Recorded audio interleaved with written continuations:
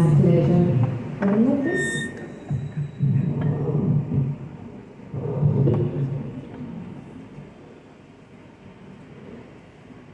I need to put a timer, otherwise I keep going.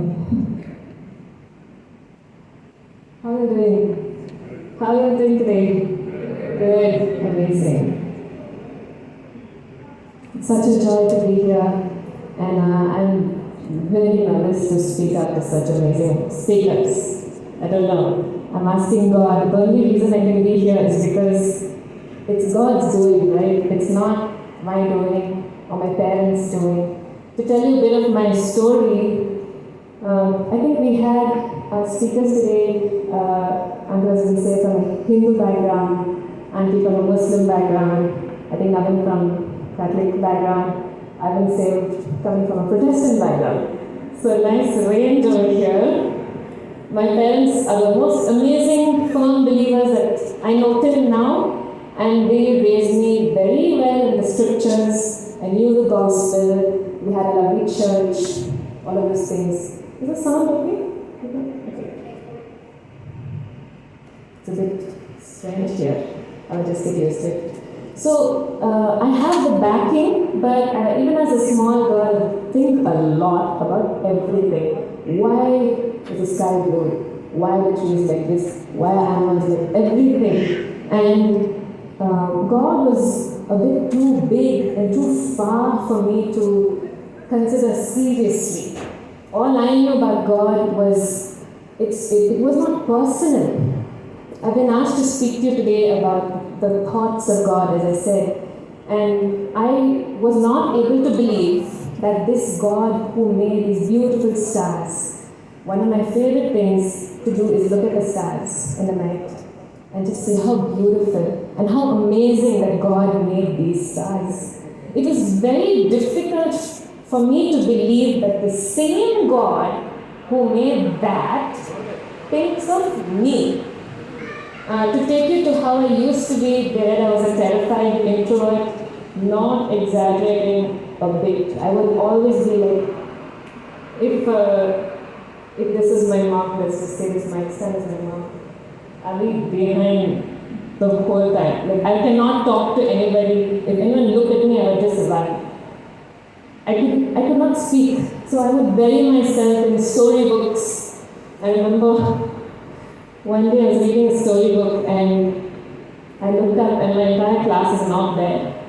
They'd gone for lunch and I didn't even know it's lunchtime, but this is what I was doing in class time also. And the teachers would tell my parents, "She's so studious." And I was like, "You don't know." So I knew like people are seeing an innocent looking, very sweet, seemingly studious girl. By God's grace, like until I would study just before the exam and make it, so it was okay. But I knew inside I'm a terrible human being. I just knew there's nothing good in me. And I found it difficult to believe that Jesus Christ was born over 2,000 years ago, died for me. This was something that blocked me from fully committing my life to Him, even though I knew the gospel. One thing I'd like to say about the thoughts of God. The biggest and most important thing about God's thoughts for us is that you are in them. You are in God's thoughts. So just let that sink in. The most amazing thing about the thoughts of God is that you specifically, your name, Kitty, my sister, Chantal here, our name specifically is in the thoughts of God. And it says in Psalm 40, your thoughts towards me are so many that we don't have a human number for them. So I looked up, what is the biggest human number? Do you know? Do you know? I looked up, but I'm wondering if you guys are already like that and you already know the biggest invented human number. Anyone knows? Infinity. Infinity. Well, apparently it's called a Google, and it's 1 followed by 100 zeros. And the biggest number is a complex Google, which is 1 followed by a Google zeros. The thoughts of God towards us, the thoughts He has about me and you are more than that.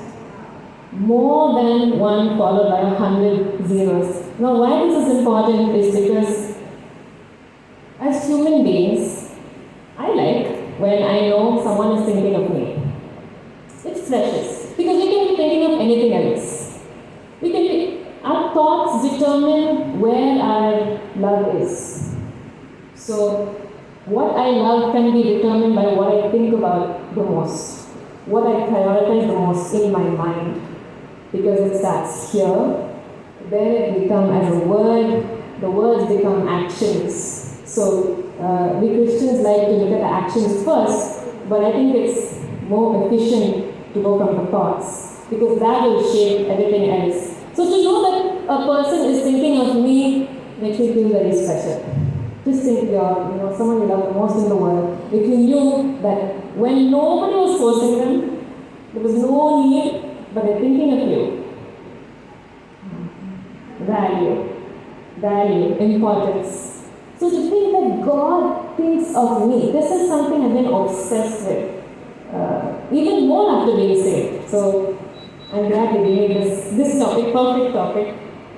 How I found out that I was indeed saved, that Jesus indeed died for me specifically, is a very cute and very kiddie story, which I've said a lot before, but I know most of us may not have met, so I'll tell it again. This shy introvert shifted school. Okay, if you're in a school that you already know, it's one thing. You shift the school, it's like a nightmare all over again. So we shifted from Bombay to Bangalore, and I don't know anybody. All the girls are taller than me. They were 1 year older than me for some odd reason. They know so much more than I do. They know about the world and boys, and I don't know anything. So I just wouldn't talk to anyone. And the exams came up, and one thing I had in school is that I got okay marks. So that's like kind of my, this is how I'll show my value is through marks. So it's kind of a big deal for me. The prefect comes into the class and says, the teacher's absent, you can go to the field for now and study in the field. But we all know, when we're going to the field, we're not going to study, we're going to play. So we all go running happily, we all throw the books, papers on the stairs. Our field is like by the volunteers. So our field is like this, and it's surrounded by stairs. So we throw the books on the stairs, and I'm playing. Playing time I can play with others, but I can't talk to people. So I'm playing, come back, everyone's taking their books and papers, and I'm like, oh no, I didn't write my name on my paper, and I didn't put a book on my paper. It's just one sheet, and I didn't think, I was so happy. Sports period. I always do this. This is the kind of thing I always do. I miss the bus. I forget my basic things. I go to the room and say, why am I in this room? I always do this kind of thing. I'm so disappointed with myself. And the logical way out is ask somebody for help, ask them for their paper, Xerox it, get a copy, something. I'm terrified to do that. That's not an option in my head because I don't know why. I just didn't know. So for the first time in 7th standard, I go back to class, and there's one period before we have to leave for home. And after that, I have to go on my school bus, and I've already missed the school bus many times, already made my father come and pick me up. I feel so bad. I don't want to do that again. So I'm like, God, for the first time, I'm praying really hard. You're my only hope. I'm remembering all the lessons, all the Sunday school stuff. If I pray through Jesus Christ, He will answer. Please, I believe you, I have faith. I had a lot of faith at that time. I can believe in anything. Now it's a little more. Let's logically weigh it out. But I was like, my full, complete faith is in you to help me with this paper. And save me. You can save me, just save me. So very deep prayer for a very small request, I know, but that's how it was for me. It was important to me. We finished the period, I go back to the field and there's nothing in the field. So I'm just scanning for white. And I don't see any white anywhere. It's just grey and brown, cement and mud, and trees. And I'm like, I don't know what to do, I'm still searching. And then out of nowhere, this thing comes. It's a squirrel. Little squirrel. It's like, oh my goodness, I love squirrels. In Bombay, there are no squirrels, but from our apartment, 100 meters away, there's a tiny piece of grass. And there, once a week, one squirrel will pass. And I would wait to see that. So now, seeing a squirrel just few feet in front of me, I'm like, oh. And I start following it. It's running, and it's something about its eyes, okay? It's like, it's teasing me. I just feel like it's purposely coming to me and teasing me, like it wants to play us. I just felt that.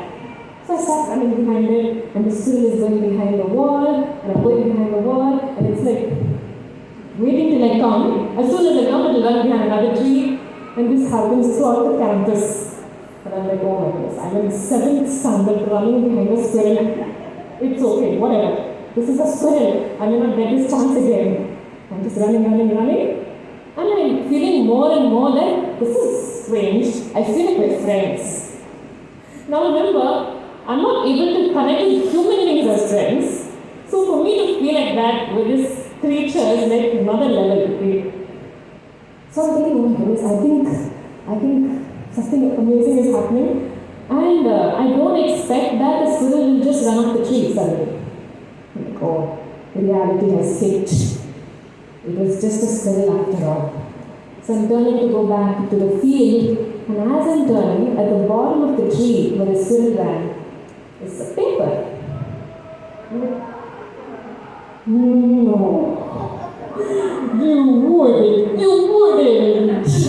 I take it and I see, yeah, my name is on it. My name is not on it, but I have folded it in a particular way that only Vihan folds their paper. Nobody else will dirty their paper like that. I didn't get it. It's folded like 3/4 is folded up. That's how I knew. So I looked up, and literally looking up like, you did this. At that moment I realized I had not known till then that squirrels was my favorite animal. I just knew I really loved squirrels. I had not, since I didn't know myself, I had not even told my sister or my parents or anybody that that's my favorite. But God knew my thoughts before I could even know my own thoughts. And He used something I loved, something so kitty and cute and funny like that, to answer a very serious question, a very serious request. And so to me it clicked that yes, Jesus on the cross, who said, I have known you before the foundations of the world, knew that Vihan likes squirrels. So if He can know that small detail, how much more He'd know how many hair I have, and what my name would be, and what I was going to be doing in life, the kind of sins I would do in life, the kind of perverseness I might have, every single thing. How much more He would know me, through and through and through. So that was the moment I knew, yes, Jesus died for me, specifically. And then it was just natural to say, I surrender. Because when you realize who has given your life, given their life for you, it's not, even if it was a friend, that is such a huge thing. If I am going on the road and my friend sees a bus coming and she stands there instead of me, even that is such a huge thing. If any human has been through that, it will change them forever. They will never stop thinking about the person who saved them and who gave their life for them. But when we realize who Jesus is, he never sinned. Can you imagine him 17, 20, 22, not looking at girls, not thinking, any kind of perverse thing, never lying, obeying his parents, treating everyone with respect. Can you just imagine a person like that?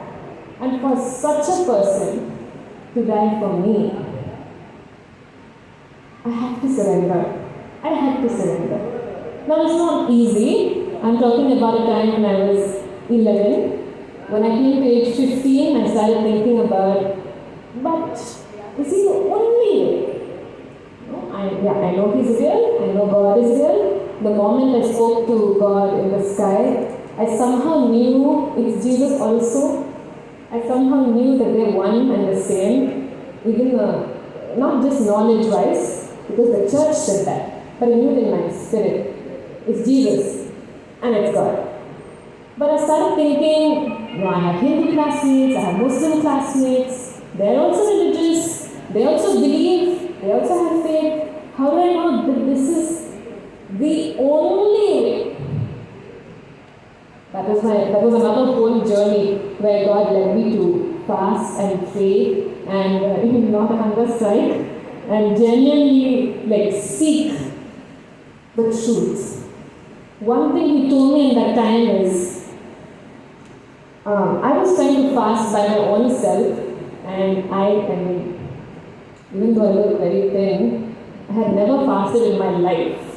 So when he told me to fast, I was like, are you sure? And who is going to let me fast, But God convinced my family. I fasted. Day 7, I'm like, take me out of this. I'm so sorry, God. I love you. I believe you're real, but I can't do Christianity. If it means fasting, if it means praying, if it means being good, I'm not physically able to do it. So I was giving up before God. And he said, he made me look at the guitar. And I felt, this is a time when I could not hear God's voice. But he speaks in so many different ways. At that time, he used to push me and pull me to certain things. He pulled me to the guitar and reminded me of something my mom said. She said, anything you're going through, make a song. Use that, if it's a bad thing, if it's a good thing, turn it into something beautiful. Because even sad songs are beautiful. So, I started pouring out, Lord, I'm not able to do this, give me the strength, give me the mind to carry on. And as I'm writing, God very cheekily uses my own hand and my own writing to tell me something. And the sentence comes without my thinking. It's, I'm glad you'll catch me because I'm falling all the time. What that tells me is, oh, I am a faller. I am a faller. Means that's who I am. I fall. I have a tendency and ability to fall, but God's ability is to catch. And so we make a nice team. We're perfect. And so here I am thinking I'm falling, so I'm not worthy of you. But he's saying, no, that's the point. I'm the catcher. That's why you need to be with me. So that is what saved me from that time till now, many years later. Being with God. I told you that we are in the thoughts of God, which we just need to believe. But the second thing I want to tell you is that God proved His thoughts towards us. What is when we know someone's thinking of us, there are two reactions. One is, oh wow, and one is, oh no. Is it good or is it bad? Jeremiah 29:11 says, the thoughts I have towards you are not with evil intent, but for good. It is awesome to know that the Lord God does not have the capacity to think evil. We do. So it's difficult for us to imagine a kind of mind where everything is good, where everything is light, everything is pure. But when we understand, God cannot think, just because I stole their metaphor, He can't. He doesn't have the ability. There are only few things God can do. This is one of those things. He can't think evil because He is the source of good. He's like the spring of water. When there's a spring of water, can it be dry? We can't. It just doesn't go together. So the content of God's thoughts towards us are most definitely good. Okay, prove it, you may say. The proof of that is Jesus Christ.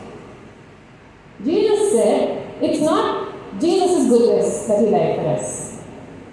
I know friends who tell me, I love Jesus, but I'm really scared of God. No, Jesus is the nice one. Go to Jesus and talk to Him. But God, no, I'm really scared of Him. But Jesus said, God so loved you that He sent me. So God has given us the evidence of His thoughts. God can't do that if His thoughts are not loving towards us. He can't do something loving if His mind towards us is not loving. So we see the evidence of His thoughts in the gospel of Jesus Christ, where God, through His Son, and I know people have so many questions. They say, how is God and Jesus and the Son, and how can it be the Son, and can God have a son? I asked God this question a few months ago. Can you just clarify? Because I believe He's God, but how is He sitting next to you? And then God took me back to John 1 to 14, where just read that, okay? It's so beautifully put. The Word was with God, and the Word was God. We heard that today. And the Word became flesh. Everything I'm telling you, you're hearing through sound waves. But it's still me. It's still from me. It's still my essence. But what you're receiving is a sound wave. It's gone in a different form, but it's not some other name. It's not some other being. And it's a little complicated for human mind to fully comprehend. But Jesus is the sound wave of God become flesh. He is the fullness of God as a human. The most beautiful thing. So, what was I saying? So, yeah, thoughts of God are good, and He sent His Son to die for us. This Jesus, the Son of God, died while we were sinners. Okay. Let me tell you about my family. Currently, my father is in the hospital. Is he being discharged now? He's being discharged now. Praise God. So a few days ago, because of his history with a heart procedure in December, he had a very high fever. He said, please go to the hospital because it's complicated. And there they had tests where one of the counts showed very high. And one of the people told my mom, I'm almost sure it's something malignant, it's something very bad, we have to treat him immediately. And so we were, at that time I was with Crystal and her family, and the sister's keeper at a Thanksgiving, and I found it so hard to be like, let's sing to the Lord right now. Because I'm worried, I don't want anything bad to happen. But one of the verses that has really kept me for the last few years is, this verse has a prelude to it, and it says, trials and tribulations await me. I am going into the lion's den, but none of these things move me. I'll go back a bit. My brother, whom you may have seen, he was here, he's resting now. He is not here with us, as Naveen was saying, but he's downstairs. He has had seizures the same month when we started our church. The same month when my mom had such a serious heart issue that they thought she was having a heart attack. Everything broke loose in our house. We were a very gentle family. The past few years, we've seen a lot of violence and physical Like everything that I never thought I would get to see. And this verse keeps coming, but none of these things move me. And I wanted to know what is the confidence and security that Paul has to write such a thing that when the Spirit of God is telling him, when you go here, they're going to put you in jail, he's like, I don't care, because I am so sure of Jesus Christ that this life, he says, I don't count it precious to me. Why do we worry? Because we don't want to lose something. We don't want to lose our life. We don't want our loved ones to lose their life. So we worry. We don't like the threat of something being in danger. But the author of this verse is not worried because he is safe in the arms of Jesus. So he says, if you kill me, I'll get to be with Jesus. So it's gain on me. And if I live, I'll get to talk about Jesus. So either way, it's very good. So I kept praying, give me that kind of, God, give me that kind of steadiness in the Lord. And He took us through the past 2 years, going through all kinds of storms, even physically, seeing all kinds of things happen to our family members, which was so terrifying. And to be able to worship God in that moment. Whenever I would go to God and say, Lord, just heal us, just say one word. You heal the blind man, you heal people from seizures, you heal people from demon possession, you heal people from mental issues. Just say the word.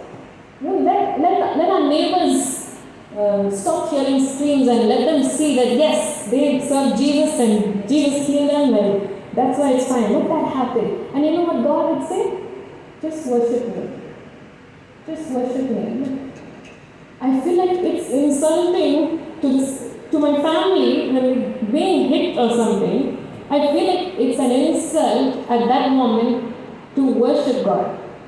But we did it because we tried medicine, we tried counseling, we tried whatever we could humanly try. It is not changing anything. So we tried worship. And we saw things change. Say we're very close-knit family. So if one person gets angry, eventually everyone gets angry. Okay, so something really bad happens, it affects this one, person B affects person C affects person D, it just keeps going. So we'll be in such situations and we realize, oh, we're going through a spiritual war here. Let's worship the Lord. We'll just fall on our knees. Kitsi can witness to this, my sister here. We'll just fall on our knees and say, God, we thank you, not because we like what's going on, but because you are God.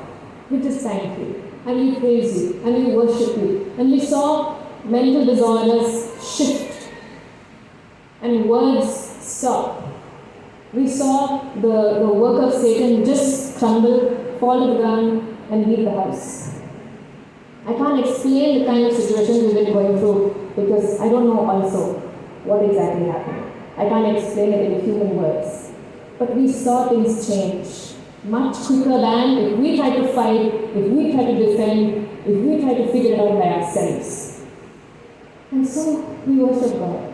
And so I've been learning through the past few years what it means to say, none of these things move me. We have a church at home. We used to meet in a phone center on Reggae Road. But after COVID, we met at home. And now I feel like many of us are not mentally so okay. So there are issues that happen during service. Someone will suddenly start fighting with someone else. And we've just learned to continue worshiping God and continue talking about the Word of God. And we saw how Jesus heals us. We even saw a very amazing thing. People watching these things come and say, I needed to see that. I needed to know I was not alone. I needed to know that these things can happen to believers. I needed to know that sometimes there is a test of a person who has a lot of faith. And it's not because of sin. I needed to know that I can take this to God. I can still worship the Lord while this is going on. So the past few years have also been a testimony in itself to all those who are doing life with us, watching us. We get to say, this is what's going on, but we still believe in Jesus. Because here's one thing I've understood. I'm there, I know I'm real, but I've come to understand that God is even more real than me. Because I am a figment of His imagination. You can't say the other thing around. You can't say God is a figment of my imagination. Who would want to imagine God? It's against our human nature. Human nature says, I am God. I will do what I want to do. Even if I make gods, that's also in my control. Why would anyone want to imagine a sovereign God who we have to always worship? We are the figment of His imagination. And so I've come to understand, because He spoke me to life. He is more real than I am.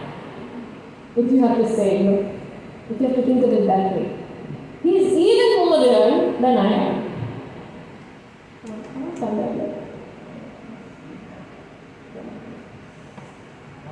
The thoughts of God are something that I ask God every day. What do you think about me? Tell me.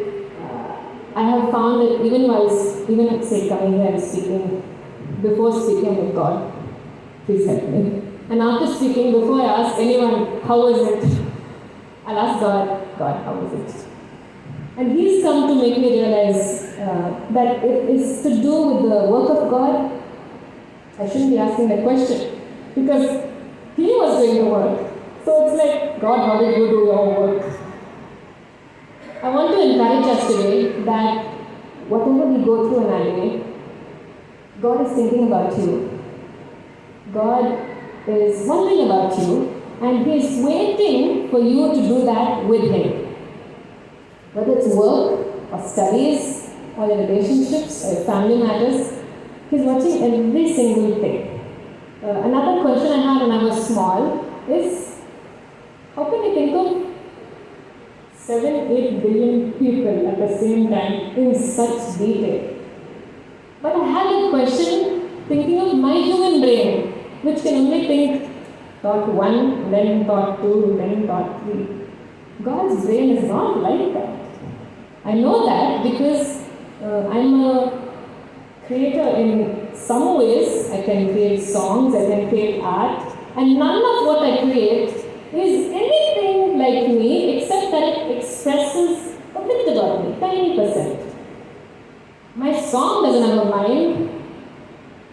My art doesn't have a mind of its own. So can you just then think of God? Okay, forget creative people. I feel technical people don't get as much credit, but everybody is a creator in some way or the other. Even if you're connecting two wires together, you're making something. Each one of us do things which are just tools for our life. Whatever humans make is to help humans. If we realize God made us, then we'll know we're made for His glory. Right? He will make us because it's for His name to be glorified. But He's not sitting there like, some tyrant. When are they going to speak about me? Why are they saying nice things about me? It's not like that. I've come to realize that worshipping the Lord is not only glorifying to the Lord, it also helps me. I'm not worrying when I'm worshipping the Lord. I'm not stressed or anxious when I'm worshipping the Lord. And when I'm worshipping the Lord is fighting all my battles, which I could not fight. It is for my own good that I worship the Lord, as well as for God's glory. It's like this speakers here. In case it decided suddenly, no, I won't do what I'm being told to do. I won't stand here. I want to be on top of that projector. I want to be on top of that screen. If it does that, it's going to fall and break. We don't realize that when we're trying to get freedom to do what we want, it's actually going to destroy us only. And when we worship God, which is in this speaker's case, to just be here. It was put here, just be here, just function the way you were designed. It's the best design for this object. And so it's the best life that it's going to have if it does what it's told. We as humans, I have to understand this because I'm a very stubborn, independent kind of person. I don't like being told what to do. If someone tells me I want to do the exact opposite just because they told me. So for me to submit to the Lord has been a journey. But understanding that His thoughts towards me are good makes it easy. His thoughts towards me are loving makes it easy. I want to tell all of you right now that God is thinking of you right now. He's looking at you, He's thinking of you, He knows your thoughts. We can ask Him, what are His thoughts? I love praying and not just telling Him stuff, but also asking Him, what do you think of so and so? What do you think of if I do this project? What do you want me to do today? And He'll tell. Like, you ask Him anything, He will tell. We are missing out on so much if we don't try to understand His point of view. When it's two humans speaking together, I speak with my friend Prakriti a lot, and we have this mutual obvious understanding. You listen and then you talk, and then you talk and then you listen. You will do it, you will do both. You cannot only talk, you cannot only listen. It is it's like a seesaw. If you don't do that, it's not a conversation. And we both face people, well, I have, not really talk like this, but I have faced people who are just talking, and I'm like, can you stop? Just because I'm a quiet person doesn't mean you can take advantage and just continue for 2 hours. Just because I'm not interrupting you doesn't mean I want to hear this. So I appreciate people who take the time to listen. Can you just kind of imagine what God must be feeling? If we go to Him and we just help me with this, help me with that, can you fix this, fix that, when are you going to fix this, when are you going to fix that? The whole time, okay, thank you in Jesus' name, amen. And go. I'm not thinking, what does God want? What did God say? What is He trying to tell me? I'll tell you something. Okay, reply. If you pause, when you have faith, He will answer you. I'm saying it not because we don't know. A lot of you are older than me, wiser than me. Not saying we don't know this, but if we would do it more, I know this world will be a better place. I know India will change. I know this city will change. If we just take the time to understand.